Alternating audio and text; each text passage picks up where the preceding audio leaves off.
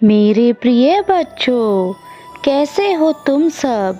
तुमने मुझे याद किया और मैं तुम्हारे पास आ गया हूँ। आज का मेरा संदेश तुम्हारे लिए बहुत ही महत्वपूर्ण होने वाला है, क्योंकि आज तुम्हें तुम्हारे दुखों से मुक्ति का मार्ग बताने जा रहा हूँ। इसलिए मेरे संदेश को अंत तक अवश्य सुनना। इसमें जो मैं बात कहने वाला हूँ वह तुम्हारे जीवन से जुड़ी हुई है और उसे अनदेखा मत करना।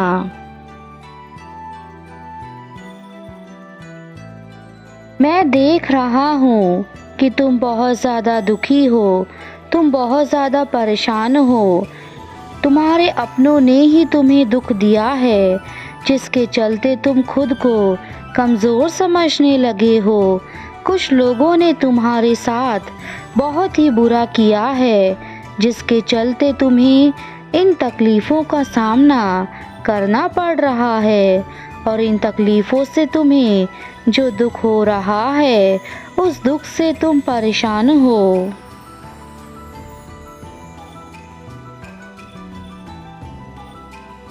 लोगों ने तुम्हें नीचा दिखाने की कोशिश की है। उन्होंने हमेशा ही तुम्हें गलत ठहराने की भी कोशिश की है। हमेशा ही तुम्हारे साथ बुरा किया है तथा जो भी कार्य करते हो उन सब में दखल दिया है। मैं सब कुछ देख रहा हूँ मेरे बच्चे, और मैं तुम्हारी परिस्थिति को भली भांति समझता हूँ।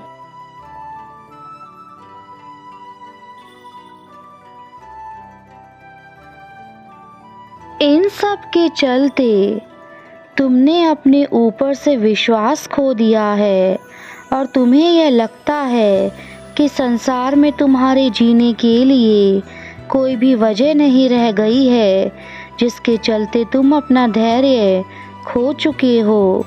तुम्हें लगता है लोग ऐसे ही तुम्हारी परिस्थिति का फ़ायदा उठाते रहेंगे, तुम्हें जीवन भर परेशान करते रहेंगे और हर पल तुम्हारे कार्य में दखल देते रहेंगे। इन सब के चलते तुम बेहद टूट चुके हो और अंदर से परेशान हो चुके हो। तुम्हें ऐसा लगने लगा है कि तुम कुछ नहीं कर पाओगे, तुम उनका विरोध नहीं कर सकते जो लोग तुम्हें परेशान कर रहे हैं। तुम केवल अपने आप को एक कमज़ोर इंसान समझ रहे हो।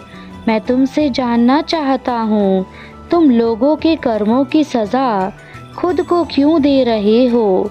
लोगों का कार्य तो केवल दूसरों को परेशान करना होता है, परंतु तुम लोगों की बातों में आकर खुद को क्यों तकलीफ़ दे रहे हो। वह तो अपने जीवन में मौज मस्ती कर रहे हैं, परंतु तुम उनकी बातों को लेकर हर पल दुखी रहते हो। क्या तुम्हें लगता है कि तुम्हारे दुखी होने से उन लोगों को फ़र्क पड़ता है। तुम चाहे कितना भी रो लो या कितने भी परेशान क्यों ना हो जाओ, तुम्हारे अपने लोगों को भी तुमसे किसी प्रकार की हमदर्दी नहीं रहेगी। यह कलयुग है जहाँ केवल मनुष्य अपने लिए सोचता है, और इस कलयुग में तुम अपने लोगों से क्यों उम्मीद लगाते हो।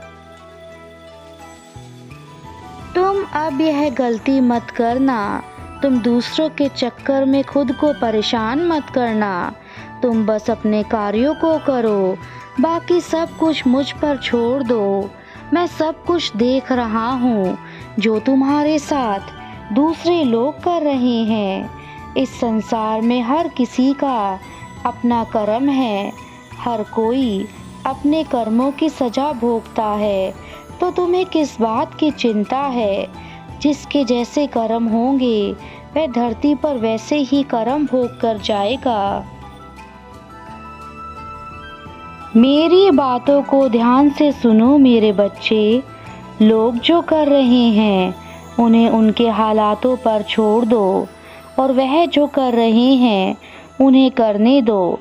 यदि उन्हें वह कार्य करने से खुशी मिल रही है तो उन्हें करने दो, परंतु इसका यह अर्थ नहीं है कि यदि व्यक्तिगत रूप से परेशान कर रहे हैं तो तुम उनका विरोध ना करो।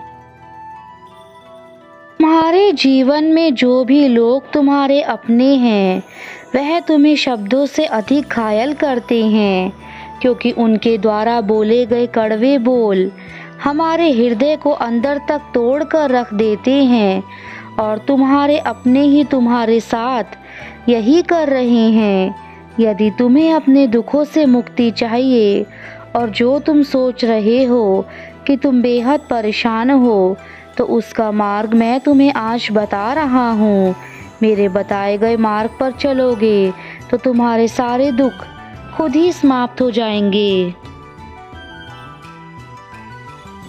तुम्हें किसी प्रकार का कोई दुख नहीं होगा, यह मेरा वादा है।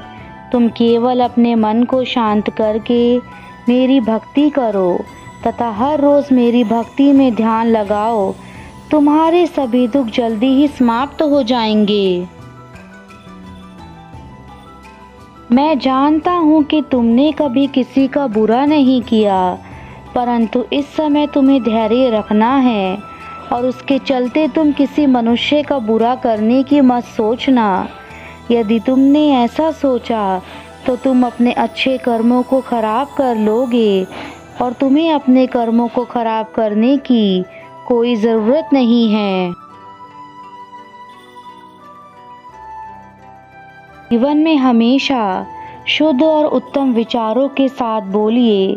जीवन में आप देखेंगे कि आपको इससे बहुत खुशियाँ मिलेंगी।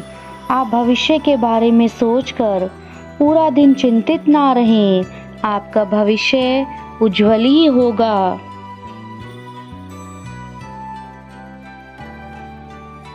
आप जीवन में अच्छे मित्र चुनें, क्योंकि आप अपने मित्रों के साथ ज़्यादा समय बिताते हैं और अपने परिवार के साथ भी, इसलिए उनका अच्छा होना बहुत ज़रूरी है।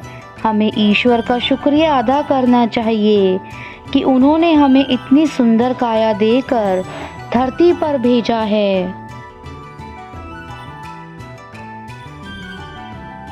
हम इस जीवन में कैसे कर्म करते हैं, इसका फल हमें यही मिल जाता है। स्वर्ग और नरक में जाने की आवश्यकता नहीं होती। जिसने जैसे कर्म किए होते हैं उसको वह सब धरती पर ही भुगत कर जाने होते हैं। इसलिए आप जो भी कार्य करते हैं उन्हें सोच समझ कर कीजिए। आप किसी के साथ कैसा व्यवहार करते हैं, किसी के साथ कैसे बातचीत करते हैं, यह सब आपके कर्मों के कोश में संगठित होता है। आप जीवन में अच्छी शिक्षा ग्रहण कीजिए ताकि आप अपना और आने वाला कल दोनों अच्छा बना सकें। चाहे लड़का हो या लड़की, दोनों को शिक्षित करना अनिवार्य है, क्योंकि शिक्षित नारी ही आने वाले बच्चों को भी शिक्षा दे सकेगी। जैसा जिसके साथ व्यवहार करेंगे, बातचीत करेंगे, वैसे ही आपको जीवन में प्राप्त होगा। इसलिए हमेशा अपने मुख से अच्छी वाणी बोलो, हमेशा दूसरों की मदद करो। अगर आपको जीवन में कामयाबी हासिल करनी है तो अपने बीते कल को भुलाकर आने वाले दिन की शुरुआत करें। बुरे समय में शांत रहना चाहिए, संयम से, धैर्य से काम लेना चाहिए, क्योंकि कभी कभी हम बुरे समय में गलत निर्णय ले लेते हैं, जिससे हमारा आने वाला कल और भी खराब हो सकता है। अब तुम अपने बुरे कर्मों को सुधारो और अपने कार्यों को अच्छे से करो। मेरे जाने का समय आ चुका है मेरे बच्चों। मैं तुमसे फिर जल्दी मिलूँगा और तब तक तुम अपनी गलतियों को सुधार लो और अपना सुखमय जीवन व्यतीत करो। तुम्हारे पुराने रुके हुए छोटे बड़े काम बनने लगेंगे। तुम्हारे जीवन में जितने भी दुख के बादल छाए हैं वह सब हटने वाले हैं।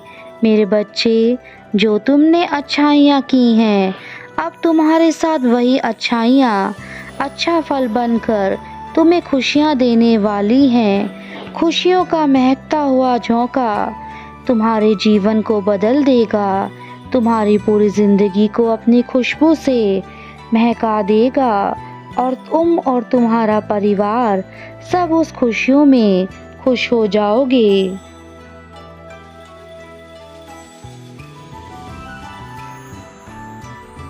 आप जीवन में सत्य के मार्ग पर चलिए और अपने ईश्वर पर विश्वास रखिए। आपके जीवन में जितनी भी बाधाएं हैं वह सब एक समय के बाद निश्चित ही समाप्त हो जाएंगी। मेरा आशीर्वाद सदा तुम्हारे साथ है। जीवन में आगे बढ़ो, खुश रहो, स्वस्थ रहो।